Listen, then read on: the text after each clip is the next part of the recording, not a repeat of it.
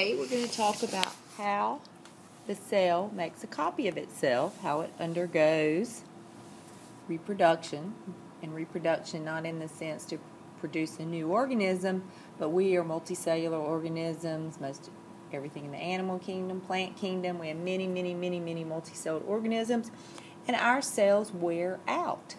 Our cells need to be replaced throughout our life. In fact, all of our cells can be constantly replaced through mitosis in the cell cycle, except for our brain cells. When we lose those, we are not able to regenerate them. But we think about falling down, skin in your knee, cuts, bruises. We're constantly replacing cells. Skin cells are very easy to remember that. So we're going to look at what the cell cycle is. So you will take your foldable. It's going to be a shutter fold.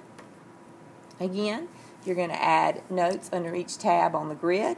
So make sure you pay attention to which title is on the outside.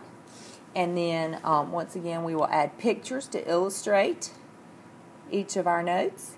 And then the last thing we'll do is cut the flaps out.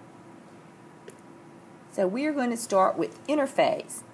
The majority of time, a cell is not reproducing. It is in interphase. Inter means between, so between time. So cells have to undergo reproduction to replace injured cells, dead cells. And interphase is sometimes referred to as the resting stage of the cell. You're going to have a full set of chromosomes in interphase because we're not xeroxing or making a copy of anything right now. This is just the cell carrying on its regular activities. And again, I've got one paper copy of the notes on your table in case someone gets behind. Prophase is where the chromosomes make a copy of themselves. They double in number. So if you're talking about human cells, they're going to double the 46.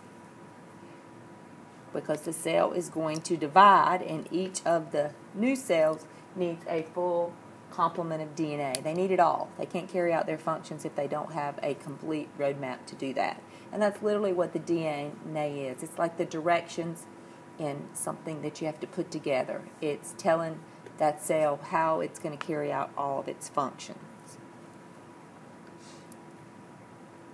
All right, then metaphase. All the chromosomes are going to line up down the middle of the cell. They're connected by a centromere. That centromere is where they're going to pull apart.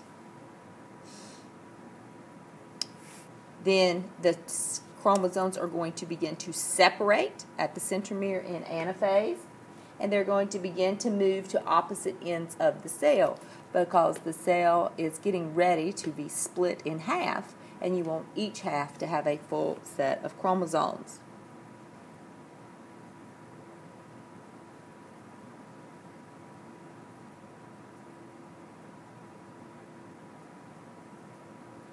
Then in telophase, the little tubules kind of holding all the chromosomes, two sets of chromosomes together, have disappeared, and cell division begins. So the cell is beginning to pinch itself together. The cytoplasm is coming together in the middle, and the cell is beginning to pull apart. Then the next stage is called cytokinesis. Cyto is cell, kinesis is action or movement. And so we have now two new cells. They're called daughter cells. And the daughter cells each have a full set of chromosomes. So if we're talking about humans, each one now has 46 chromosomes.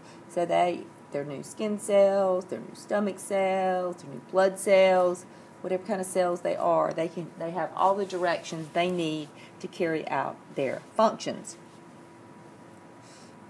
Now, we're going to watch a little video clip to kind of put this in a visual so you can see the action of the cell cycle, and then you are going to add your pictures that illustrate each of the phases of the cell cycle. And you're going to want to make sure you if you put the picture with the right definition, you don't need to worry about cutting out the words as well. You can cut out the picture.